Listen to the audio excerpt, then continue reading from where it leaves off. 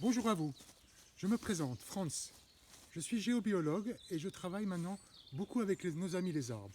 Je pense que dans mon parcours, j'ai été donc informaticien auprès de Airbus et j'ai donc pris complètement un revirement dans le sens où suite à beaucoup de formations en magnétisme puis en Reiki, je sentis la nécessité de faire des soins à nos amis les arbres.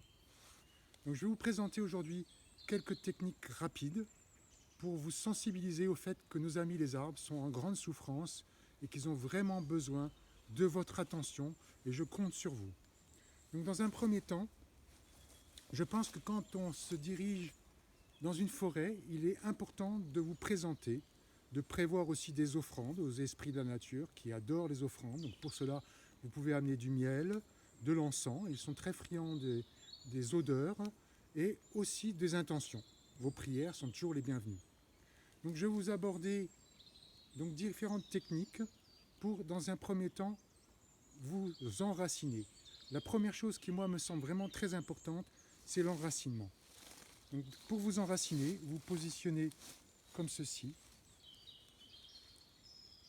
Vous prenez la position des 3 V. Donc la position des 3 V, c'est les pieds écartés de la largeur du bassin, en V. Ici, deuxième V. Ici, troisième V. Et vous inspirez l'énergie de la terre en visualisant que vos pieds sont comme des racines et qu'ils aspirent l'énergie de la terre. Et cette énergie de la terre, vous allez la stocker ici dans le bas-ventre. Vous allez visualiser une énergie que vous puisez avec vos pieds, que vos voûtes plantaires sont comme des pompes qui vont inspirer cette énergie rouge qui est en fusion dans la terre, que vous faites monter ici le long des jambes et que vous allez stocker ici au niveau du ventre, donc dans le sens des aiguilles du monde pour les hommes et le sens inverse pour les femmes. Vous pouvez visualiser pour vous aider cette énergie rouge-orangée. Ensuite, je vous montrerai comment récupérer l'énergie du ciel, qui elle va être plutôt blanche, et que vous allez aussi stocker sous la même méthode ici au niveau du ventre. Donc on va puiser l'énergie du ciel, de la terre, pour les stocker ici, pour après la redistribuer sous forme de cataplasme pour faire des soins aux arbres. Donc je vous montre.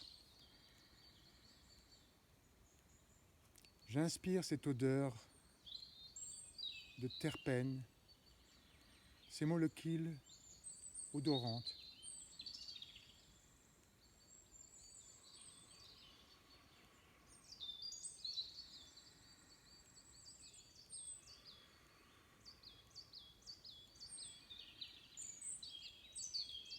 Et je stocke cette énergie sous la forme d'une fumée orangée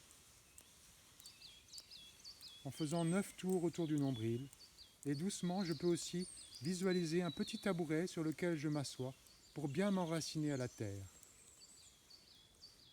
Ensuite, je vais mettre les mains vers le ciel, mes 2 paumes vraiment vers le ciel.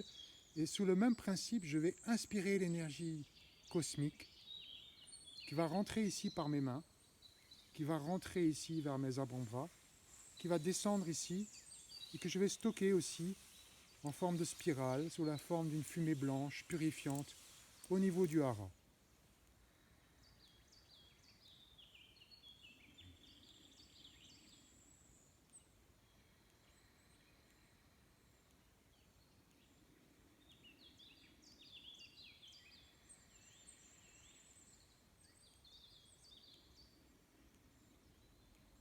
Donc quand j'ai fait ce travail sur les énergies cosmiques et telluriques, j'ai emmagasiné donc toutes les énergies, je peux à ce moment-là projeter toute l'énergie que j'ai stockée comme cataplasme vers un arbre, vers une souffrance quelconque, ou même vers un humain, vers un animal, vers un chat, un cheval, comme vous voulez.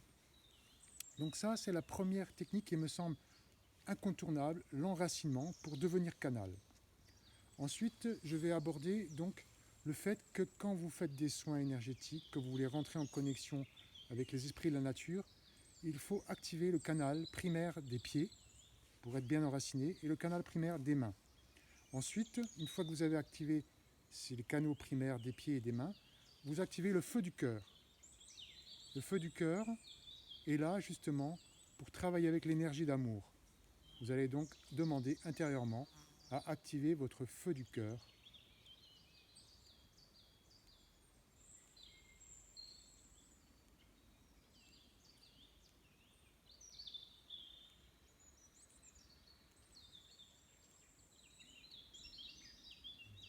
Une fois que vous avez activé votre feu du cœur, vous pouvez passer donc à la chose suivante qui est commencer à pratiquer des exercices de Qigong que je fais donc en atelier, où vous allez frotter vos mains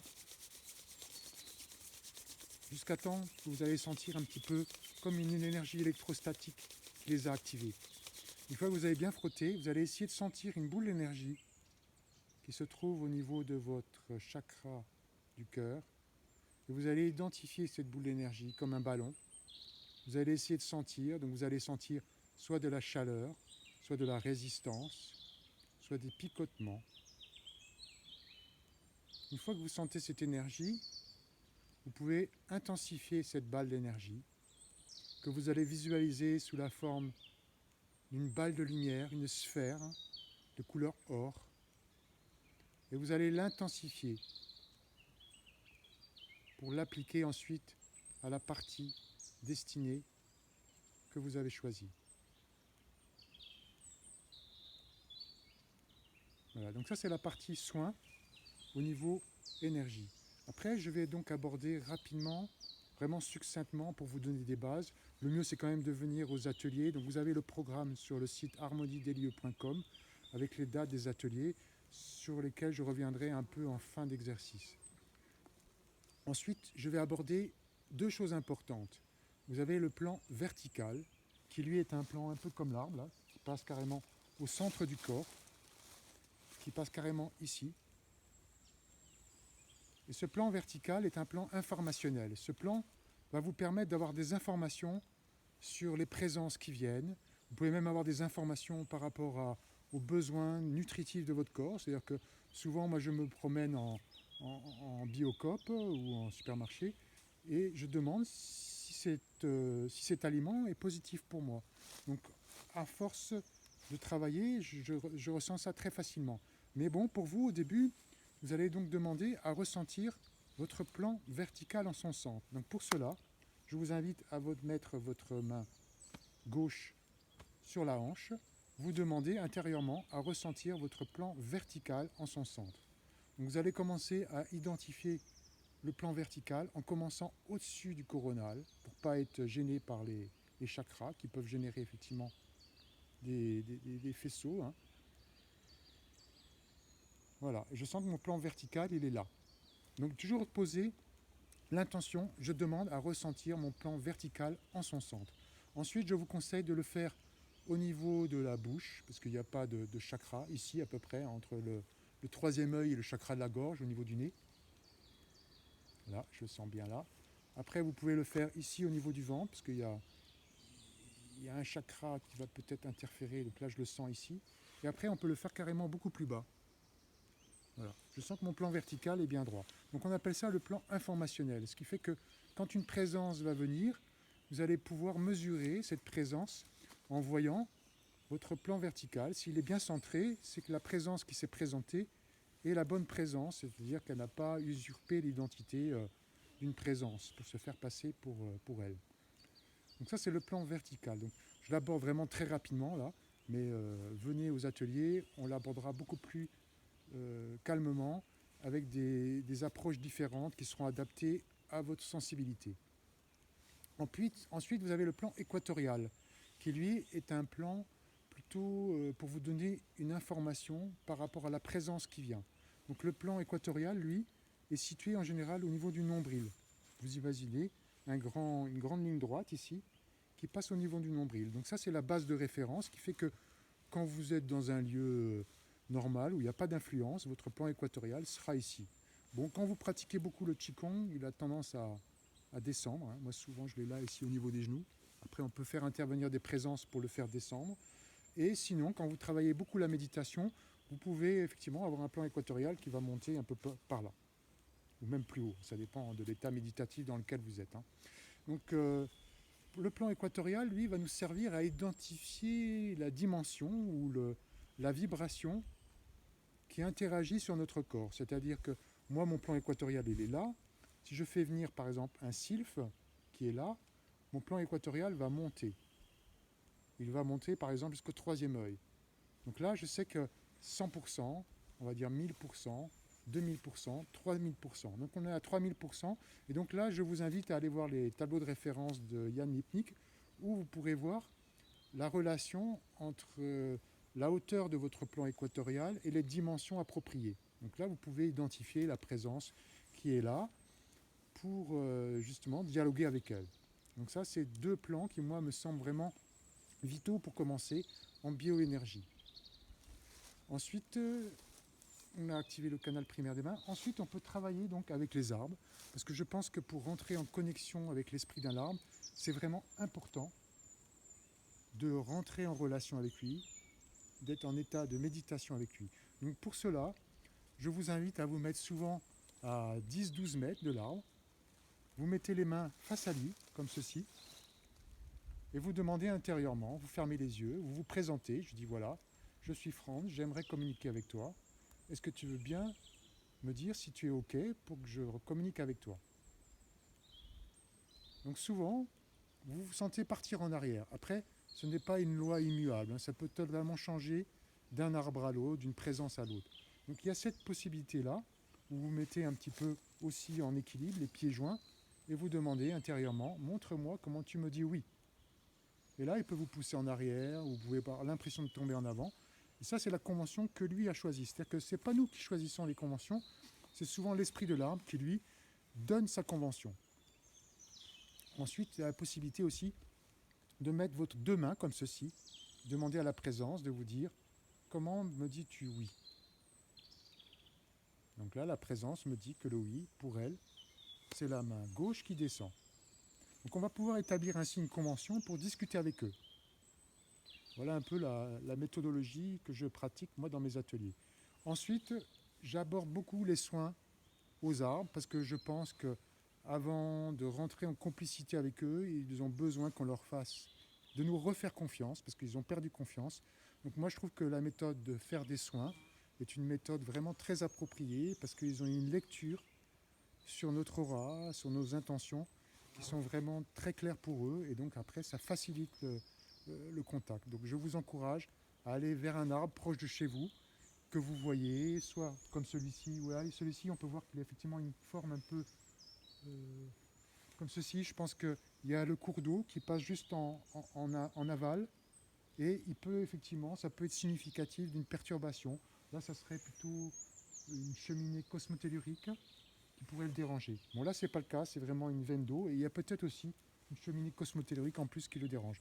Donc dans mes ateliers, j'attache beaucoup d'importance à vous me présenter des techniques de soins, aussi comment déplacer un réseau qui le dérange, comment faire un cataplasme éthérique, comment le soigner d'une tumeur.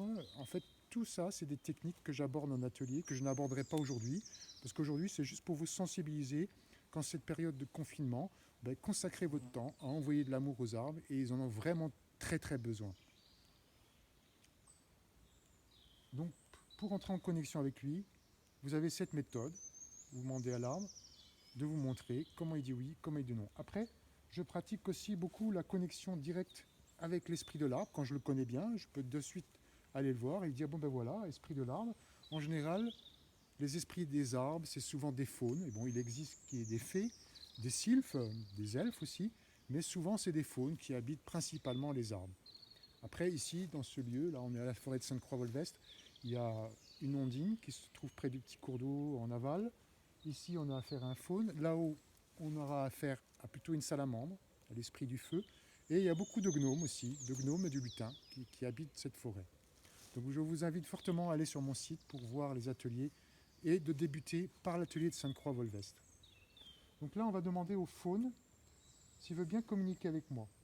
Donc pour cela, je prends mon biochamp, comme ça. Je vais essayer de voir. Voilà, mon biochamp est à peu près à ici, là, à peu près à 30 cm. Ça, c'est ma base de référence. Donc pour faire ma base de référence, je mets la main sur ma hanche, je mesure mon biochamp et je vois qu'il est là. Je vais demander à l'esprit de l'arbre, s'il veut bien communiquer avec moi, d'aller sur l'autre arbre là-bas. Voilà. Là, je sens qu'il est parti sur l'autre arbre et que mon biochamp, il monte. Voilà, il est parti là-bas, donc il veut bien communiquer avec moi. Donc ça, c'est la méthode que je mets en place, c'est que à chaque fois qu'il y a déplacement, c'est que pour lui, c'est OK. Donc après, c'est lui qui choisit, hein. Vous lui demandez quelle convention il préfère.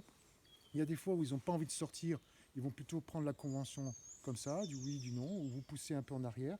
Et après, moi, ce que je fais beaucoup, c'est aussi les brossages de l'aura. Et je pratique beaucoup de soins aux arbres.